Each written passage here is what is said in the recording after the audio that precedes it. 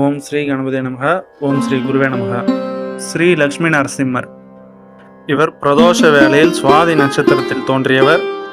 நர உடலும் சிம்ம முகத்துடனும் தோன்றியவர். எனவே இவருக்கு ஸ்ரீ நரசிம்மர் என்று பெயர். ஸ்ரீமன் நாராயணன் மற்ற அவதாரங்களைப் போல் குழந்தையாக பிறந்து வளருவது போல் இந்த அவதாரம் எடுக்கவில்லை. ஸ்ரீமன் நாராயணன் தன் பக்தன் பிரகலாதன் அழைத்தார். எனவே பிரகலாதன் அழைத்தவுடன் ஸ்ரீமன் நாராயணன் ஸ்ரீ நரசிம்மராக அவதாரம் எடுத்து வந்தார். அவர் அவதாரம் எடுத்த நேரம் பிரதோஷ நேரம். தினமும் பிரதோஷம் வரும். அந்த பிரதோஷ நேரத்தில் இவரை வழிபடலாம். பகலும் அல்லாத இரவும் அல்லாத பகலுக்கும் இரவுக்கும் இடைப்பட்ட நேரத்தில், பகல் பொழுது முடியும் நேரத்திலும் இரவு பொழுது ஆரம்பிக்கும் நேரத்திலும் பிரதோஷ நேரம் எனப்படும். அதில் ஸ்ரீ நரசிம்மராக ஸ்ரீமன் நாராயணன் அவதாரம் எடுத்து வந்தார். பிரகலாதனை காப்பாற்றினார். இவரை மாதம் வரும் சுவாதி நட்சத்திரத்தன்று வணங்குவது நலம் தரும். இவருக்கு மாதம் வரும் சுவாதி நட்சத்திர தினத்தன்று சிறப்பான முறையில் வைணவ திருக்கோயில்களில் திருமஞ்சன அபிஷேக ஆராதனைகள் ஹோமங்கள் நடைபெறுகின்றன. ஸ்ரீ லக்ஷ்மி நரசிம்மருக்கு என புகழ்பெற்ற திருக்கோவில்கள் உள்ளன. அவை அஹோபிலம் நவநரசிம்மர் கோவில்கள், நாமக்கல் ஸ்ரீ லக்ஷ்மி நரசிம்மர் கோவில், சிங்கிரிக்குடி, பூவரசன் குப்பம், பரிக்கல், எண்ணாயிரம் ஆகிய இடங்களில் உள்ளன. சுவாதி நட்சத்திரத்தன்று நடைபெறும் திருமஞ்சன அபிஷேக ஆராதனைகள் ஹோமங்கள் அவற்றில் கலந்து கொண்டு திருமஞ்சனம், அபிஷேகம், நைவேத்தியம், ஆராதனைக்கு ஹோமம் ஆகியவற்றுக்கு தேவையான பொருட்களை தந்தும் வழிபடலாம். சுத்தமான பசும்பால், தயிர், நல்லெண்ணெய், நெய், வெல்லம், இளநீர், ஹோம சமித்துகள், ஹோம திரவியங்கள் போன்றவை தந்தும் வழிபடலாம். இவர் பூஜையில் நைவேத்தியமாக சுத்தமான நீரில் வெல்லம் கலந்து பானகம் வைத்து வழிபட வேண்டும். சுத்தமான பசும்பால் வைத்து வழிபடலாம்.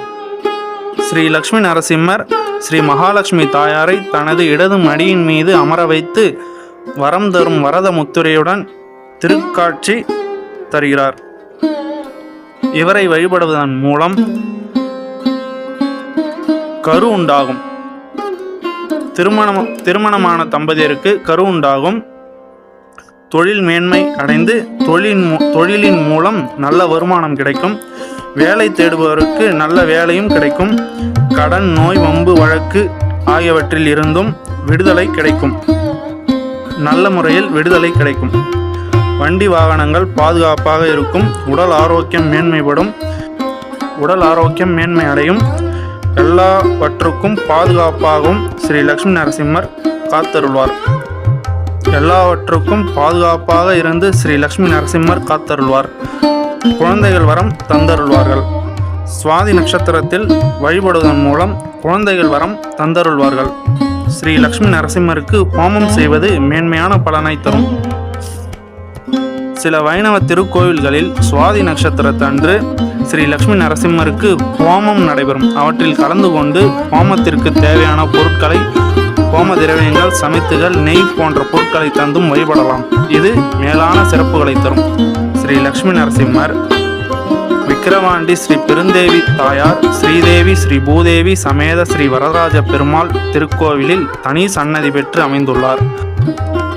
இங்கு ஸ்ரீ லக்ஷ்மி நரசிம்மருக்கு மாதம் வரும் சுவாதி நட்சத்திர தினத்தன்று ஹோமம், திருமஞ்சன அபிஷேகம், ஆராதனைகள், நைவேத்தியங்கள் செய்து வழிபடப்படுகின்றன. இங்கு பக்தர்கள் கலந்து கொண்டு சுவாமி தரிசனம் செய்து ஸ்ரீ லக்ஷ்மி நரசிம்மரை வணங்கலாம். மேலும் உபயதாரர்களாக பங்கு பெற்றும் ஸ்ரீ லக்ஷ்மி நரசிம்மருக்கு ஹோமம், திருமஞ்சனம், அபிஷேகம், ஆராதனைகள், நைவேத்தியங்கள் செய்து வழிபடலாம். வரும் 28/3 2024 அன்று சுவாதி நட்சத்திரம் வருகிறது. அன்று ஸ்ரீ லக்ஷ்மி நரசிம்மரை வழிபடுவது மிகவும் சிறப்பு. ஸ்ரீ லக்ஷ்மி நரசிம்மருக்கு துளசியும் புஷ்பங்களும் தாமரைகளும் தந்து வழிபடுவது மிகவும் சிறப்பு. ஸ்ரீ லக்ஷ்மி நரசிம்மரை அவரது நாமாவளிகளை அவரது திருப்பெயர்களை சொல்லியும் வழிபடலாம். அவ்வாறு ஸ்ரீ லக்ஷ்மி நரசிம்மரை வழிபடுவது மிகவும் சிறப்பான பலன்களை தரும்.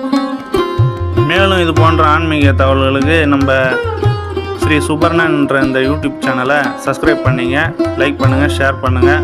உங்கள் நண்பர்களுக்கும் இது பற்றிய அறிவிப்புகளை தெரிவிங்க. நன்றிகள், வணக்கம்.